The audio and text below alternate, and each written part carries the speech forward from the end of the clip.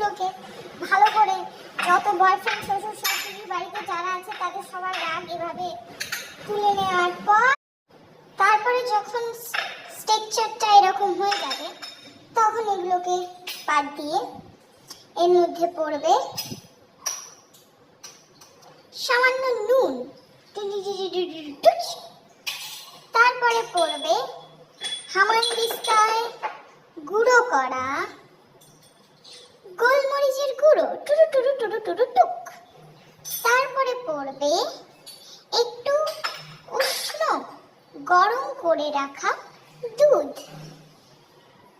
এগুলো সব পড়ার পর এটাকে ভালো করে টুরুম টুরুম টুরুম করে দুধ গোলমরিচ নুন সব দেওয়ার পর এটা এরকম মাখার পর তারপরে আমাদের পড়বে বিশ্ববিখ্যাত আমুল বাটার।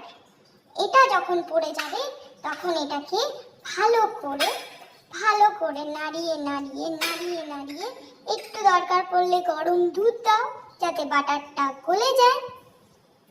দুধটা দেওয়ার পর এটাকে নাড়াচাড়া করে করে করে করে করে করে উপস ওদিকে ছিটে চলে গেছে। ঠিক আছে, রান্না করতে গেলে এরকম হয় একটু। তারপরে এটাকে এরকম মাখার পরে ব্যাস হয়ে গেছে ইংরেজদের আলু মাখা। এবার তোমাকে এটা টেস্ট করতে হবে, তার জন্য একটুখানি তুলবে এই যে